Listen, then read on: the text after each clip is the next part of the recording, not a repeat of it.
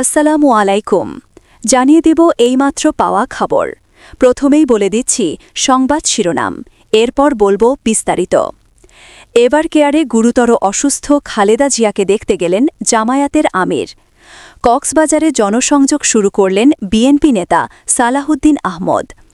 তিন বাহিনীর প্রধানের এভার কেয়ার হাসপাতালে হঠাৎ উপস্থিতি, খালেদা জিয়ার চিকিৎসা নিয়ে খোঁজখবর। গুমের মামলায় অভিযুক্ত ১০ সেনা কর্মকর্তাকে আন্তর্জাতিক অপরাধ ট্রাইব্যুনালে হাজির। ফরিদপুরে ভেজাল গুড়ের কারখানায় অভিযান, ৬,৫০০ কেজি গুড় ধ্বংস, কারখানা সিলগালা। বিএনপির চেয়ারপারসন ও সাবেক প্রধানমন্ত্রী বেগম খালেদা জিয়ার আশঙ্কাজনক শারীরিক অবস্থার খোঁজ নিতে মঙ্গলবার রাতে এভার কেয়ার হাসপাতালে যান জামায়াতে ইসলামীর আমির শফিকুর রহমান। রাত প্রায় 10:30টার দিকে তিনি হাসপাতালে পৌঁছে খুব অল্প সময়ের জন্য খালেদা জিয়ার চিকিৎসার সার্বিক অগ্রগতি সম্পর্কে খোঁজখবর নেন। হাসপাতাল থেকে বের হয়ে সাংবাদিকদের সামনে তিনি বলেন, বেগম খালেদা জিয়ার শারীরিক পরিস্থিতি এখন অত্যন্ত সংকটজনক। এর আগেও বিভিন্ন সময়ে তিনি এভার কেয়ার হাসপাতালে ভর্তি ছিলেন, তবে এবার পরিস্থিতি আগের যে কোনো সময়ের তুলনায় অনেক বেশি জটিল। শফিকুর রহমান জানান, তিনি অপেক্ষা করছিলেন, চাইতেন বাইরে থেকেই দোয়া করতে, যেন হাসপাতালে গিয়ে বাড়তি বিরক্তি তৈরি না হয়। বিএনপির পক্ষ থেকেও সে ধরনের অনুরোধ ছিল, কিন্তু খালেদা জিয়ার অবনতিশীল অবস্থার কথা ভেবে শেষ পর্যন্ত নিজেকে আর আটকে রাখতে পারেননি। তাই তিনি হাসপাতালে এসে স্বল্প সময়ের জন্য তাকে দেখে গেছেন।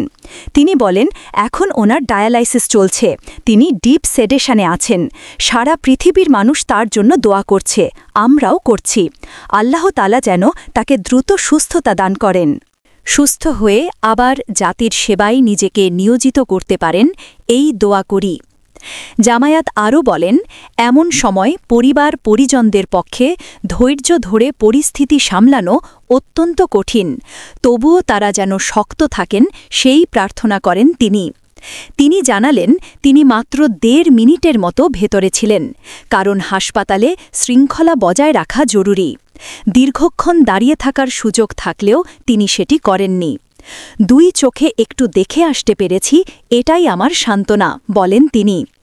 ৮০ বছর বয়সী বেগম খালেদা জিয়া দীর্ঘদিন ধরে হৃদরোগ, ডায়াবেটিস, আর্থ্রাইটিস, লিভারের সিরোসিস, কিডনিসহ নানা জটিল রোগে ভুগছেন। শ্বাসকষ্ট তীব্র আকার ধারণ করলে গত ২৩ নভেম্বর রাতে তাকে দ্রুত এভার কেয়ার হাসপাতালে ভর্তি করা হয়। দেশি বিদেশি বিশেষজ্ঞ চিকিৎসকদের সমন্বয়ে গঠিত মেডিকেল বোর্ডের অধীনে তার চিকিৎসা চলছে। বিএনপির স্থায়ী কমিটির সদস্য ও কক্সবাজার ১ অর্থাৎ চকরিয়া পেকুয়া আসনের দলীয় প্রার্থী সালাহুদ্দিন আহমদ আনুষ্ঠানিকভাবে নিজের এলাকায় নির্বাচনী জনসংযোগ শুরু করেছেন। দলীয় প্রার্থী ঘোষণার পর মঙ্গলবারই প্রথমবার তিনি নির্বাচনী এলাকায় পৌঁছে দিনভর ব্যাপক প্রচারণা চালান। সকালে চকরিয়ার খুঁটাখালী, ডুলাহাজারা ও ফাঁসিয়াখালী ইউনিয়নে টানা জনসংযোগ শেষে রাতের দিকে তিনি যান একই আসনে জামায়াতে ইসলামের প্রার্থী আবদুল্লাহ আল ফারুকের বাড়িতে। হারবাং ইউনিয়নের কালা সিকতারপাড়ায় অবস্থিত এই বাড়িতে সালাহুদ্দিন আহমদ জামায়াত প্রার্থী ও তার পরিবারের সদস্যের সঙ্গে সৌজন্য সাক্ষাৎ করেন। এ সময় তার সঙ্গে ছিলেন স্ত্রী ও সাবেক সংসদ সদস্য হাসিনা আহমদ, চকরিয়া উপজেলা বিএনপির সভাপতি এনামুল হক, সাধারণ সম্পাদক এম মোবারক আলী সহ স্থানীয় নেতারা। সালাহুদ্দিন আহমদের ব্যক্তিগত সহকারী ছফওয়ানুল করিম জানান, গত ১ ডিসেম্বর জামায়াত প্রার্থী আবদুল্লাহ আল ফারুকের বাবা নুরুল কবির মারা যাওয়ার পর সালাহুদ্দিন আহমদ শোক বার্তা পাঠিয়েছিলেন। গতকাল ঢাকায় থেকে নির্বাচনী এলাকায় ফিরে তিনি সরাসরি শোকাহত পরিবারের পাশে দাঁড়িয়েছেন, সমবেদনা জানিয়েছেন। এর আগে সকাল ১০টায় ৫ দিনের নির্বাচনী সফর শুরু করেন সালাহুদ্দিন। ঢাকা থেকে উড়োজাহাজে কক্সবাজারে পৌঁছালে সেখানে কয়েক হাজার নেতাকর্মী তাকে স্বাগত জানান। কক্সবাজার জেলা বিএনপির শীর্ষ নেতারা, কেন্দ্রীয় মৎস্যজীবী বিষয়ক সম্পাদক ও কক্সবাজার ৩ আসনের প্রার্থী লুৎফুর রহমান, জেলা বিএনপির সভাপতি ও কক্সবাজার ৪ আসনের প্রার্থী শাহজাহান চৌধুরী, সহসভাপতি এটিএম নুরুল বশর চৌধুরী এবং সাধারণ সম্পাদক শামীম আরা স্বপ্না সাহা অনেকে এ সময় উপস্থিত ছিলেন। বিমানবন্দর বিমানবন্দরে সংক্ষিপ্ত মতবিনিময় শেষে তিনি গাড়িবহর নিয়ে নিজের নির্বাচনী এলাকায় রওনা দেন। আজ বুধবার সকাল 10টায় পেকুয়ায় বাবা মায়ের কবর জিয়ারতের মধ্য দিয়ে তার দিনের কার্যক্রম শুরু করার কথা রয়েছে। এরপর সকাল 11টা থেকে সন্ধ্যা 6টা পর্যন্ত তিনি টানা জনসংযোগ করবেন শিলখালী, বারবাকিয়া, টইটং ও রাজাখালী ইউনিয়নে। সামনে নির্বাচনকে ঘিরে তার এ সফরকে স্থানীয় বিএনপি নেতাকর্মীরা অত্যন্ত তাৎপর্যপূর্ণ বলে মনে করছেন। রাজধানীর এভারকেয়ার হাসপাতালে চিকিৎসাধীন বিএনপির চেয়ারপারসন ও সাবেক প্রধানমন্ত্রী বেগম খালেদা জিয়ার শারীরিক অবস্থা জানতে আজ সন্ধ্যায় সেখানে পৌঁছেছেন দেশের 3 বাহিনীর প্রধান, সেনাবাহিনীর প্রধান জেনারেল ওয়াকার উজ্জামান, নৌবাহিনীর প্রধান অ্যাডমিরাল এম নাজমুল হাসান এবং বিমান বাহিনীর প্রধান air chief marshal Hasan Mahmud Khan. রাত 8:30টার পর সেনাপ্রধান ও নৌবাহিনীর প্রধান হাসপাতালে প্রবেশ করেন এবং চিকিৎসকদের কাছ থেকে খালেদা জিয়ার সর্বশেষ চিকিৎসা অগ্রগতি সম্পর্কে খোঁজখবর নেন। কিছুক্ষণ পর রাত 9টার দিকে সেনাপ্রধান হাসপাতাল ত্যাগ করেন। পরে রাত 9:30টার দিকে বিমানবাহিনী প্রধান এভারকেয়ারে এসে যোগ দেন। নৌ ও বিমানবাহিনীর প্রধানেরা তখনও হাসপাতালে অবস্থান করছিলেন। আইএসপিআরের পক্ষ থেকেও নিশ্চিত করা হয়েছে যে সেনা, নৌ ও বিমানবাহিনীর প্রধানেরা একসঙ্গে এভারকেয়ার হাসপাতালে খালেদা জিয়ার চিকিৎসা পরিস্থিতি দেখতে গেছেন। এদিকে হাসপাতাল এলাকায় নিরাপত্তা আরও জোরদার করা হয়েছে। এএসএফ, পিজিআর, পুলিশ সহ বিভিন্ন আইন শৃঙ্খলা রক্ষাকারী বাহিনীর সদস্যরা আগের তুলনায় অধিক সংখ্যায় সেখানে মোতায়েন রয়েছেন। হাসপাতালের প্রধান পটেও বসানো হয়েছে কাঁটাতারের ব্যারিকেড, যেন অতিরিক্ত ভিড় বা অনাকাঙ্ক্ষিত পরিস্থিতি নিয়ন্ত্রণে থাকে। 80 বছর বয়সী বেগম খালেদা জিয়া হৃদরোগ, ডায়াবেটিস, আর্থ্রাইটিস, লিভার সিরোসিস ও কিডনির জটিলতা সহ দীর্ঘদিন ধরে নানা স্বাস্থ্য সমস্যায় ভুগছেন। গত 23 নভেম্বর রাতে হঠাৎ শ্বাসকষ্ট দেখা দিলে তাকে দ্রুত এভারকেয়ার হাসপাতালে ভর্তি করা হয়। দেশি বিদেশি বিশেষজ্ঞ চিকিৎসকদের সমন্বয়ে গঠিত একটি মেডিকেল বোর্ড তার চিকিৎসা পরিচালনা করছে। বিএনপির স্থায়ী চিকিৎসক টিমের সদস্য ডাক্তার এজেডএম জাহিদ হোসেন জানিয়েছেন, আজ যুক্তরাজ্য থেকে বিশেষজ্ঞ চিকিৎসকেরা ঢাকায় পৌঁছানোর কথা রয়েছে। তারা খালেদা জিয়ার বর্তমান অবস্থা মূল্যায়ন করবেন। যদি মেডিকেল বোর্ড মনে করে তিনি বিদেশে নেওয়ার মতো অবস্থায় আছেন, তখন তাকে উন্নত চিকিৎসার জন্য বাইরে নেওয়ার সিদ্ধান্ত হতে পারে। এর আগে গত জানুয়ারিতেও উন্নত চিকিৎসার উদ্দেশ্যে লন্ডনে গিয়েছিলেন খালেদা জিয়া, যেখানে তিনি প্রায় 4 মাস ছিলেন। চলতি বছরের 6 মে তিনি দেশে ফেরেন। এদিকে খালেদা জিয়ার অসুস্থতার খবর ছড়িয়ে পড়ায় এভারকেয়ার হাসপাতালের সামনে বিএনপির অসংখ্য নেতাকর্মী ভিড় জমান, যার ফলে আশপাশের সড়কে যান চলাচলে ব্যাঘাত ঘটে। বিষয়টি মাথায় রেখে বিএনপির মহাসচিব মির্জা ফখরুল ইসলাম আলমগীর নেতাকর্মীদের হাসপাতাল এলাকায় ভিড় না করার অনুরোধ জানিয়েছেন। মানবতাবিরোধী অপরাধের একটি মামলায় গুমের অভিযোগে অভিযুক্ত 10 সেনা কর্মকর্তাকে আজ আন্তর্জাতিক অপরাধ ট্রাইব্যুনালে হাজির করা হয়েছে।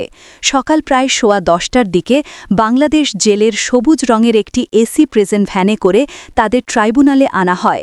এই উচ্চ ঝুঁকির মামলাকে কেন্দ্র করে ট্রাইব্যুনাল এলাকায় নেওয়া হয়েছে কঠোর নিরাপত্তা ব্যবস্থা।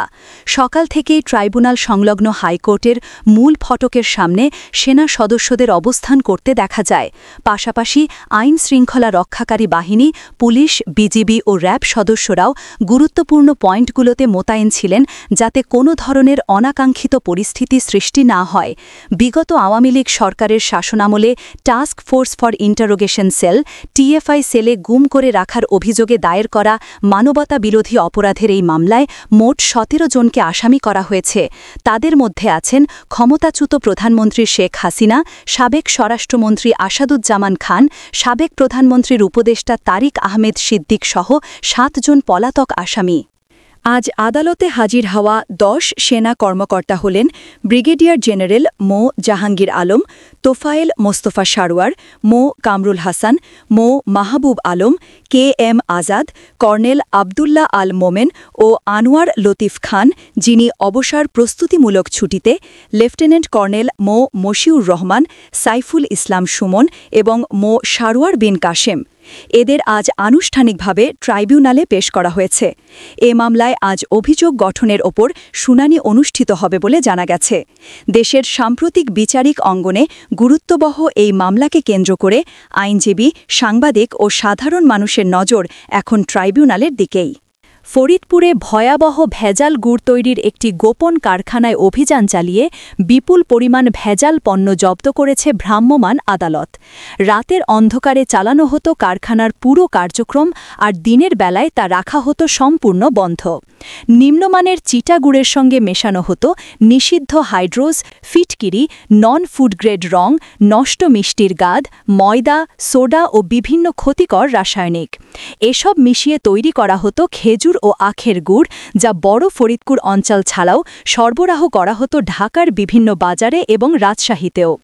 গোপন সংবাদের ভিত্তিতে গতকাল মঙ্গলবার দুপুর থেকে সন্ধ্যা পর্যন্ত ফরিদপুর সদর উপজেলার মাচ্চর ইউনিয়নের শিবরামপুর ছোট বটতলা এলাকায় স্বপন কুমার শীল নামের এক ব্যক্তির এই ভেজাল গুড়ের কারখানায় অভিযান পরিচালনা করেন জেলা প্রশাসনের সহকারী কমিশনার ও নির্বাহী ম্যাজিস্ট্রেট আতিকুর রহমান।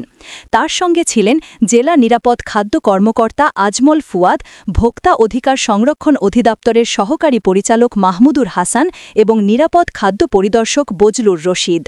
অভিযান চলাকালে দেখা যায় ময়লা পরিবেশ, দুর্গন্ধযুক্ত চিটাগুড়, বিভিন্ন রং ও কেমিক্যাল মিশিয়ে বড় ড্রামে তৈরি হচ্ছে গুড়। ভ্রাম্যমাণ আদালত সেখান থেকে প্রায় ৬,৫০০ কেজি ভেজাল গুড় এবং সংশ্লিষ্ট সব কেমিক্যাল জব্দ করে ধ্বংস করেন। তাৎক্ষণিকভাবে কারখানাটি সিলগালা করা হয়। নির্বাহী ম্যাজিস্ট্রেট আতিকুর রহমান জানান, এই কারখানায় যে ধরনের ক্ষতিকারক রাসায়নিক ব্যবহার করা হচ্ছিল তা মানুষের স্বাস্থ্যের জন্য মারাত্মক ঝুঁকিপূর্ণ।